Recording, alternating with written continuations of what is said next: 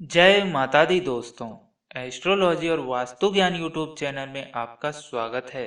दोस्तों, आज इस वीडियो में हम बताने जा रहे हैं मोर पंख का महत्व, जो कि कई तरीके से आपके वास्तु दोष को मिटा सकता है। कैसे?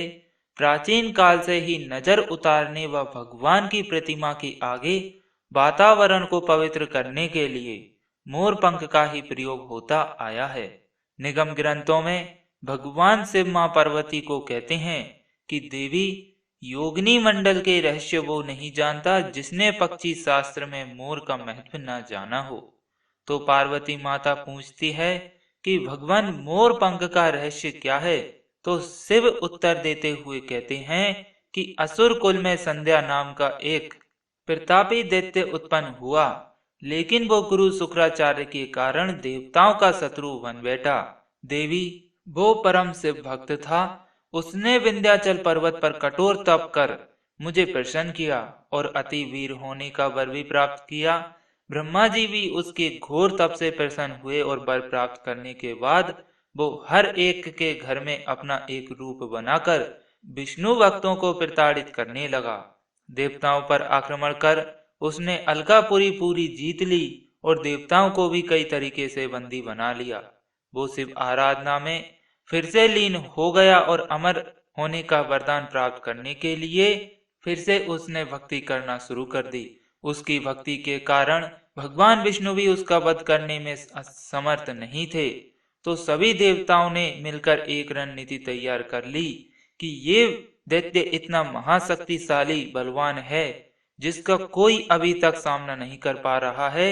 जब ये अमर हो जाएगा तो ये पूरे स्वर्ग लोक और पृथ्वी लोक को नष्ट कर देगा। इसी कारण परेशान होकर सभी देवी देवताओं ने मिलकर एक रणनीति तैयार कर ली। जब मैं महासमाधि में लीन था, उस समय संग दैत्य सागर के तट पर अपनी रानी के साथ विहार कर रहा था। तो देवताओं ने योग माया को सहायता के लिए पुकारा। सभी रात्रि शक्तियों के तेज से व नव ग्रहों सहित देवताओं के तेज से एक पक्षी पैदा हुआ जो मोर कहलाया। उस दिव्य मोर के पंखों में सभी देवी देवता छुप गए और शक्ति बढ़ाने लगे। अति विशाल मोर को देख आक्रमण करने आया देखकर संध्या दैत्य उससे युद्ध करने लगा, लेकिन योग माया भगवान विष्णु सहित नव ग्रहों एवं देवताओं की शक्ति से लड़ रही थी। तो इसी कारण संध्या नाम का दैत्य उस युद्ध में वीर गति को प्राप्त हो गया। हे पार्वती, तभी से मोर के पंखों में नवग्रहों देवी देवताओं सहित अन्य शक्तियों के अंश समाहित हो गए। इसलिए पक्षी शास्त्र में मोर, गरुड़ और उल्लू के पंखों का महत्व ज्यादा बताया गया है। किंतु इस बात का भी विशेष ध्यान रखना चाहिए कि केवल वही पंख इन गुणों को सजोता है जो स्वभावतः पक्षी त्याग देता है। तो इस तरीके से मोर पंख का महत्व इस सृष्टि पर विद्यमान है।